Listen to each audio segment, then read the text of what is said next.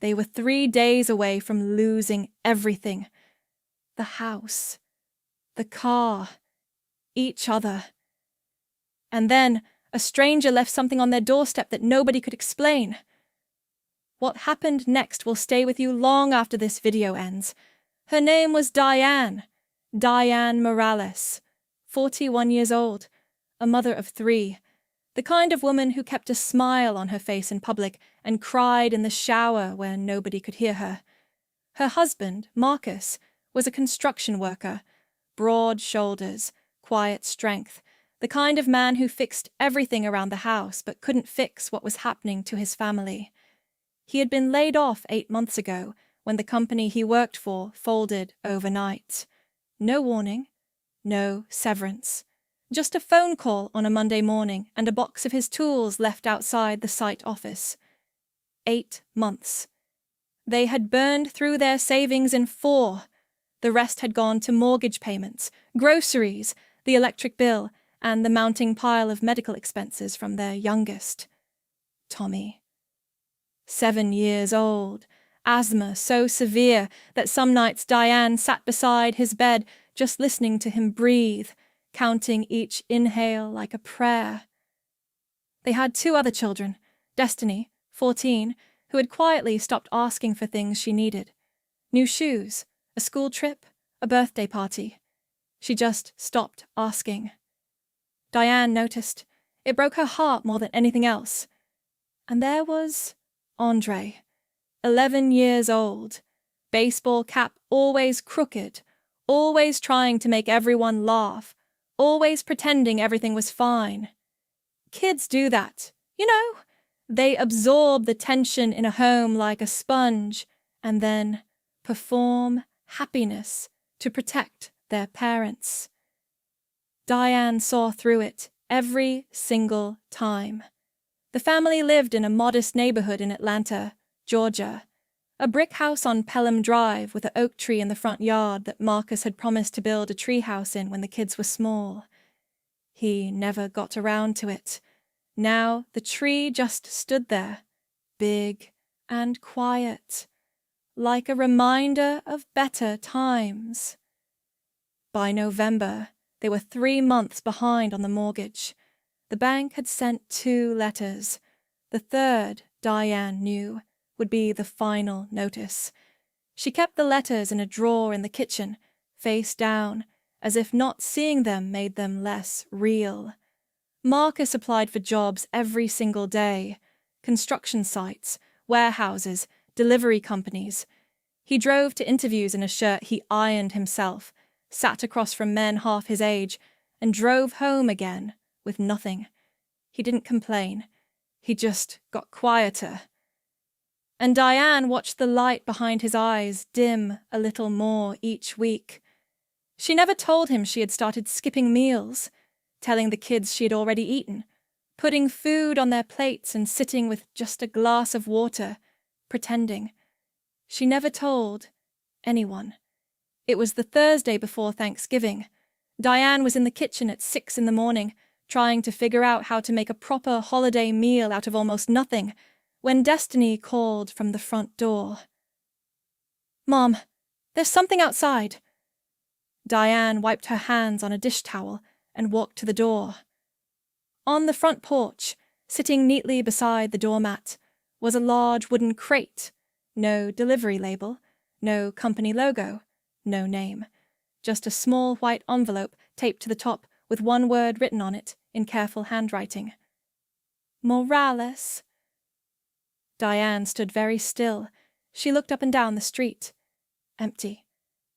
The neighborhood was quiet. The oak tree stood in the early morning stillness, its leaves catching the pale November light. She picked up the envelope first, opened it slowly.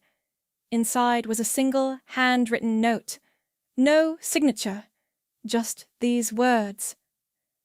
"You don't know me, but I know what it means to almost lose everything. Please accept this. No strings, no expectations, just one family helping another. Happy Thanksgiving." Diane read it 3 times. Then she opened the crate. Inside was an envelope containing $40,000 in certified bank checks.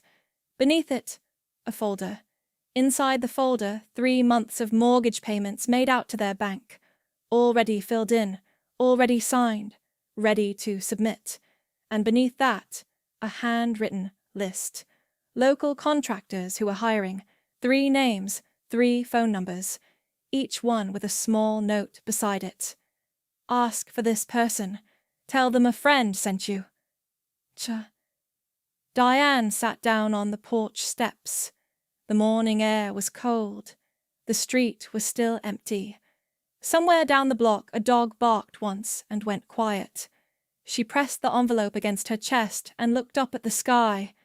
That pale, grey, beautiful November sky.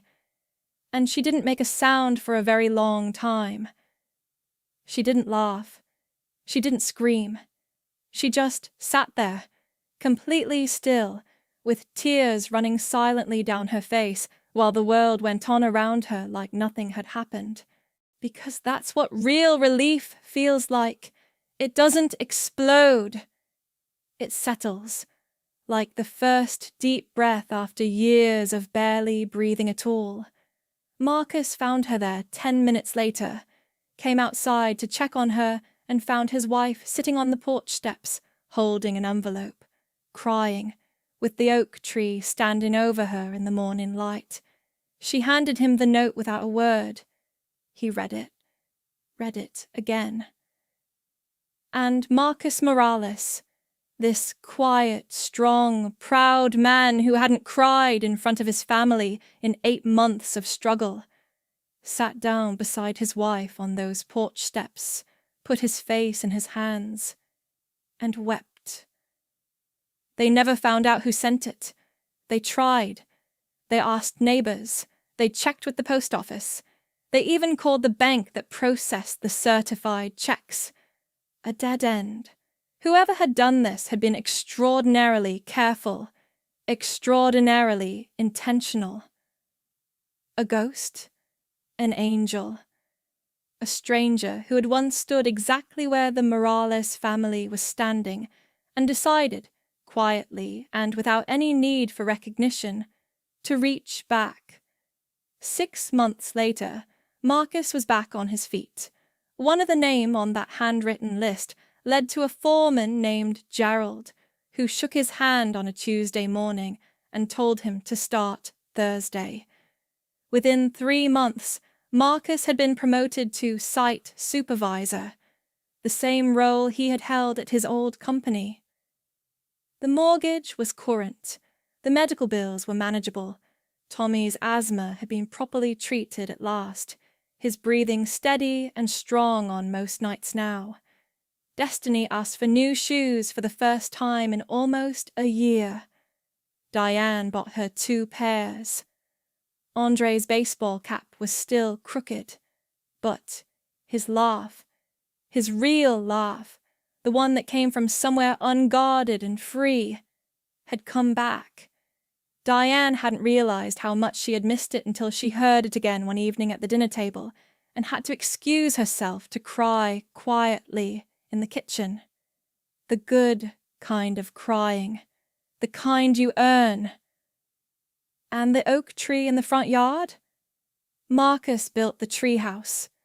Finally, on a Saturday in April, with Andre handing him nails and Tommy watching from a lawn chair wrapped in a blanket, and Destiny pretending she was too old to care while secretly watching from her bedroom window with a smile she thought nobody could see. It took him 1 weekend. It wasn't perfect. The roof leaned slightly to the left, and one wall needed an extra brace. But it was solid, and it was theirs. Diane stood in the front yard that Sunday evening, watching Marcus climb down from the tree, sawdust on his shirt, a rare, wide smile on his face, and she thought about the stranger, whoever they were, wherever they were. She thought about the note. No strings, no expectations, just one family helping another. She made a quiet promise to herself that evening, standing under that oak tree in the golden April light. Someday, when she was able, when the time was right, she would do the same thing for someone else. She didn't know who. She didn't know when. But she would pay it forward with the same anonymity, the same grace, the same careful handwriting on a plain white envelope. Because that's what the stranger taught her. Not just that help exists, but that it can come from anywhere. From someone who owes you nothing. From someone who simply remembers what it felt like to be where you are.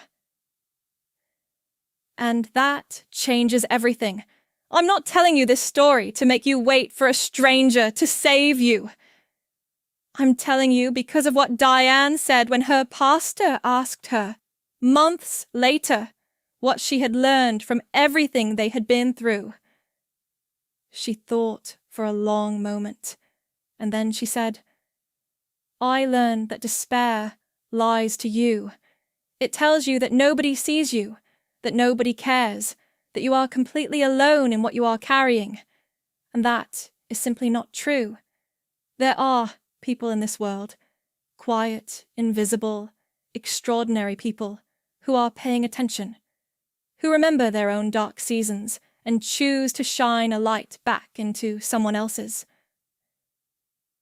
We almost gave up. We were 3 days away from giving up, and a stranger who never even told us their name pulled us back from that edge.